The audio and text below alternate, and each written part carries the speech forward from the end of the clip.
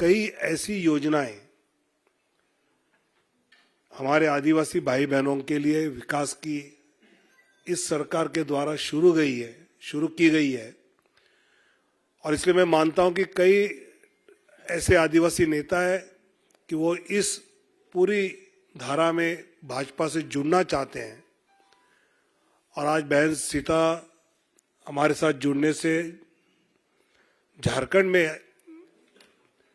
एक और ताकत भारतीय जनता पार्टी की बढ़ी है। और आने वाले दिनों में लोकसभा के बाद जो तुरंत चुनाव होते हैं हरियाणा, महाराष्ट्र और झारखंड, उसमें इसका एक अलग असर तो दिखेगा।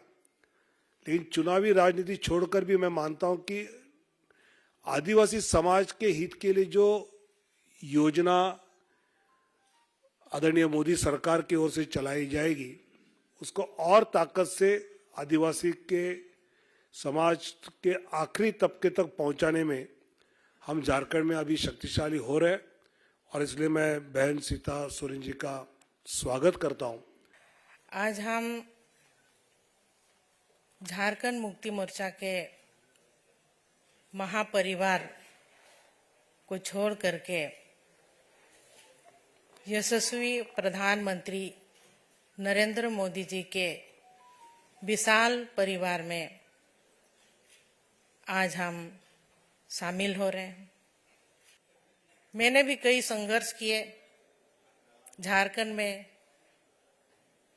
14 साल झारखंड मुक्ति मोर्चा पार्टी में रही। मेरे ससुर जी शिबू सोरेन जी, मेरे स्वर्गीय पति दुर्गा सोरेन जी, उनके अगुवाई में झारखंड अलग राज्य बना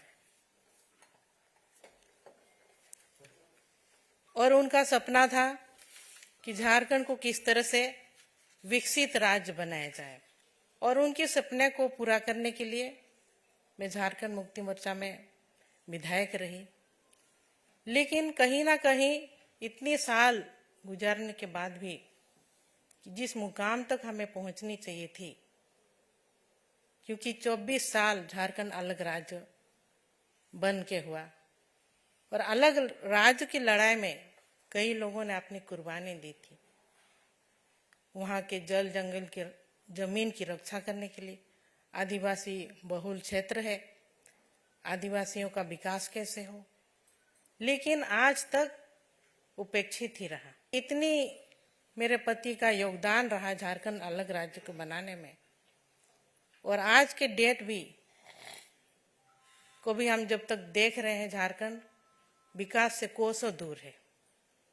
तो ऐसे में मुझे मोदी जी का परिवार, महापरिवार में आना पड़ा, क्योंकि हमको झारखंड को बचाना है। और मोदी जी का जो सोच है, वो सोच झारखंड में भी अब पूरी तरह से सब मिल करके हम लोग काम करेंगे।